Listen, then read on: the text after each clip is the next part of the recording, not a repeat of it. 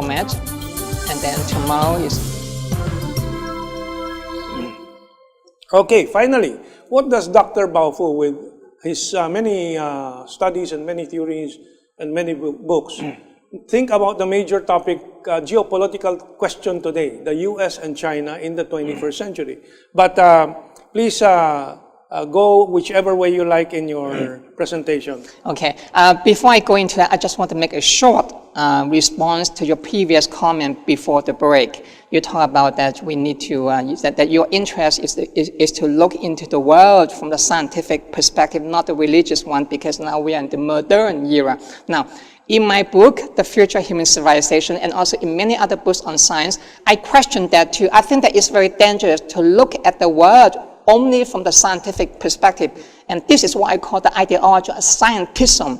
And that is, I think, very damaging. We also need to look at the world from the non-scientific perspectives, but that is a bad name nowadays. Science is a good word, like they are the new God of modern times. And religion, they are dogmatic, they are superstitious, they are not supposed to be. I question that too. So is religion non-scientific, or it doesn't necessarily follow? I do think that there are some fundamental conflicts between science and religion, but I also think that there are some commonalities too. But I think that it's much better for humans, and also in the future, especially for post-humans, they're able to transcend that. Instead of the, let's say, creation, evolution controversy, in a way, I think that that controversy is very laughable. It's very mistaken. I think that we can use both of them to understand the world, but in a different ways. But the post-human knowledge that I'm proposing is to transcend this kind of dialogue, this kind of like dichotomy, religious versus scientific, or something sacred versus circular. I think that that's very damaging. This is one of the ideology of modern time. Modernity, by the way, is in my book, I question that, I deconstruct that and say that that is also very questionable too. Now, having said that, let's go back to China and the US that you just mentioned. Yeah, now, one of the major concerns nowadays, not just in the US, but also in East Asia and Southeast Asia, is about the rise of China.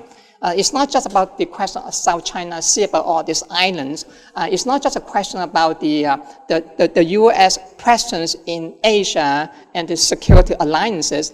I think that there is a remaking of world order in the process.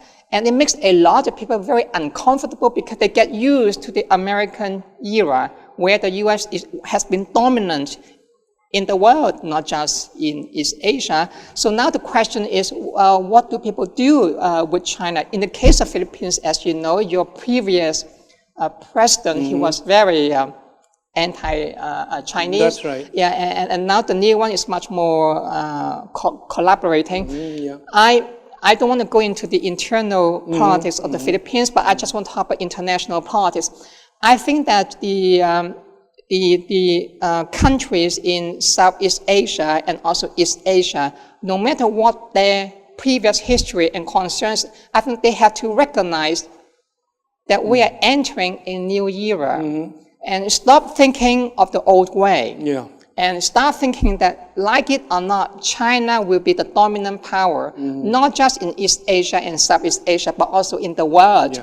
And they are not ready for that. They get used to the American one, but I think that they have to look into a new reality. You have to deal with the new guard, the change of the guard, whether you like it or not, but that's for your own security, for your own survival. You have to find some way to deal with it instead of siding with someone else and trying to can balance. That is, I think, it's not that. You use the term new era, and that is exactly the term that President Xi Jinping in his speech at the 19th CPC National Congress used, the new era. There's a new era now in the world, and there's this is created by the new major power relations that China is championing, which is based on the new international dictum, which he does not describe that way. I'm describing it that way, which is win-win. Because from the Treaty of Westphalia down, the principle in foreign relations has been no permanent friends, no permanent enemies, only permanent interests. The new win-win formula of President Xi Jinping and China is there are permanent friends. You and I, every nation are permanent friends. We're only, and this again is a term used by Xi Jinping, we're in one planet, you know? So we're permanent friends. We're permanently non-enemies. We should be not enemies. You know? And all our interests must come together for now finally, this very important phrase from President Xi Jinping, so that we achieve the community of common destiny, which is sometimes termed as community of shared destiny, shared future. In other words, China today, of course, China qualifies all this in saying that our system, socialism with Chinese characteristics, have been proven to lift 700 million people out of poverty. We offer this to the world, but we will not export it. In other words, this is not going to be like the US, American exceptionalism, exporting its values, its democracy, insisting that this is the only system, and in fact written about by Francis Fukuyama, which has, of course, been proven false. You know? So I think that is what China is saying, and I have described this. They do not describe it, but this is the international. That was the ideal from the socialist and communist movement of several centuries back. This is the international of the human community.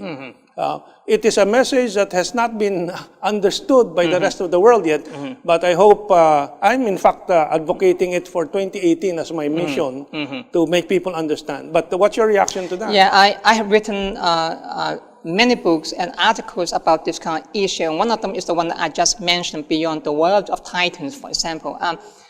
Beyond the world of titans and the remaking, the remaking of world order. Now, my vision and my approach is different from yours, I think, and also different from theirs. There are two things over here that you just mentioned. One ideology is what I call realism in international affairs. Realism? Yeah. Okay. It's a question of national interest. It's no permanent friends, no permanent enemies and all that. Henry Kissinger, for example, was an advocate about that. I disagree with that too. Now, on the other side, there's what I call the idealism in international affairs. There's the other ideology, the win-win, this kind of relationship. That's right. Yeah. We can be friends, that is a form of idealism in international affairs. I also disagree with that. My proposal is to transcend that, is to go beyond that. Now, there are some practical implications on both sides. That's why my case is that I don't side with either side. Okay, what is beyond that? What is beyond that? Okay, for example, let's give you one example. You just talk about, let's say, Fukuyama and some other people. This is exactly why the U.S. invaded Afghanistan and Iraq. And by the way, Fukuyama was one of the founders to sign the charter, the neoconservative movement, and which is to advocate regime change. That insofar as the change for the political system, for the democratic one, it justified the U.S.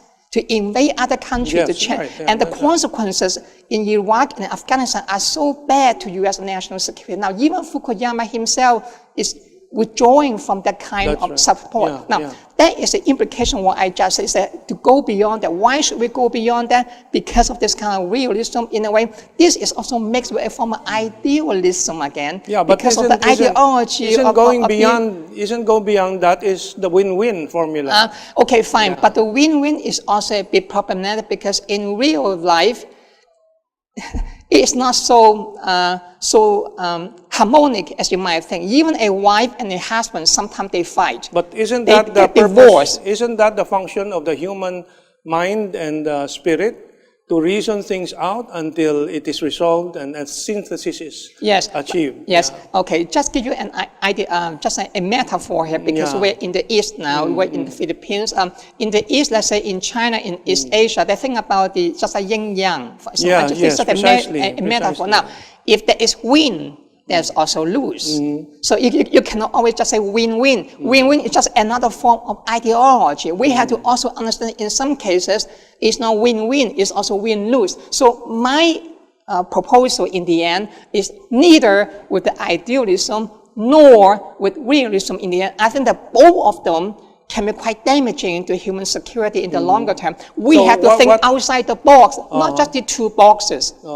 So what can replace win-win that is beneficial for all? Well, I also think that the win-win can be beneficial in certain cases. For example, what China is doing. Let me give you one example about the win-win, for example. Now, several hundred years ago, the rise of the West is based on colonialism. The West, the Portuguese, the Spanish, and then the French, the German, and the American, and the Russian, and the Japanese, and all that, they colonized other countries. They committed tremendous atrocity, massacres, exploitation, slaves, and rape, and all that. And now we are entering the neo-colonial too. Now, the Chinese case is different in a sense because instead of colonizing, enslaving, we talk about new slavery or colony, they do not do that. In fact, they engage in a new form of mercantilism such that they can, grow much more rapidly, but at the same time, they help other countries. Precisely, Let's say I was in Africa, for example. I have been there for 2 years now. Everywhere I went, people thought that I am a Chinese. And they tell me a lot of, they look up to the Chinese model because China has been helping them to build roads, bridges, clinics, stadiums. The headquarters of the African Union was built by China for free. And many of the roads, bridges, ports, and educational system, many of them now, they are built by China. And many of them, by the way, are free. Or they borrow money from China, but then in the end, they always ask for that cancellation at the end. So in the end, in a way, that's also free too. So, and they like it because they benefit them. Now, the Chinese did not come and colonize them. This is my colony, or I enslave you, I rape you, or something like the massacre and atrocity and all that. So that is a win-win situation in some cases now, but it's not asymmetric. That's right. Because you still have the bigger guy and the small one. Well, so in a way, I also agree with you that the win-win, you say, can win-win benefit? Yes, it's also benefit, but there are also other cases where they do not see each other eye to eye. Because the way I see it, first we must have win-win among all humanity. Then we will try to use humanity's capacity to win together against the natural forces that threaten the Earth.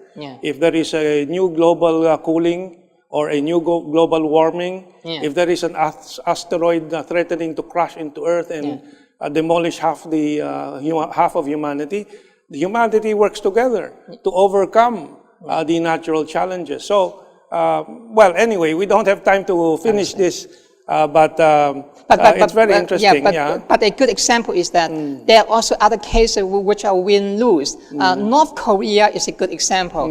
The rivalry between the U.S. and China from a scholarly perspective is another example.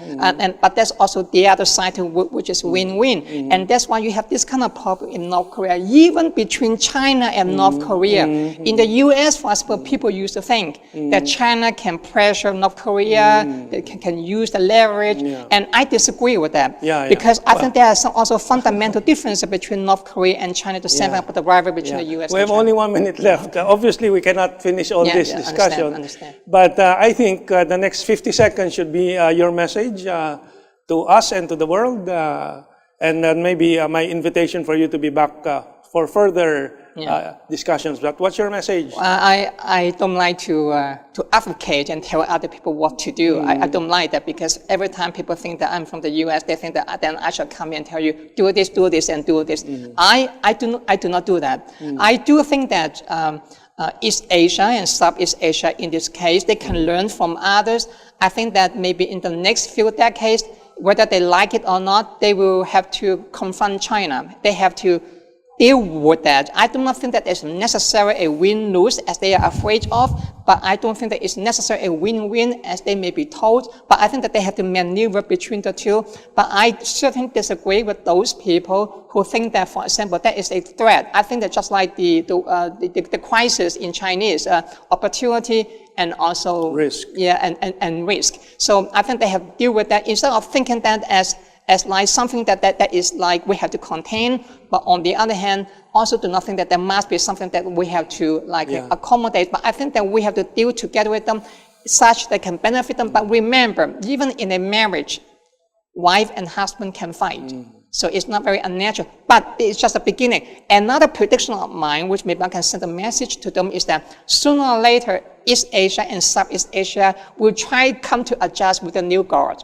When you have a new kid in the block, people don't like him. they try to do, because he's such a new guy. Yeah. When the new kid becomes the old one, now he's the new guy. Okay. Now you have to adjust. I think that this will come too. Okay, well, we don't have time anymore. Thank you very much, Dr. Baofu. And we hope you pass by the Philippines again in your next world tour. Okay, maraming salamat. That's thank you in Tagalog. Thank you. And have a good weekend pondering these issues from Dr. Baofu.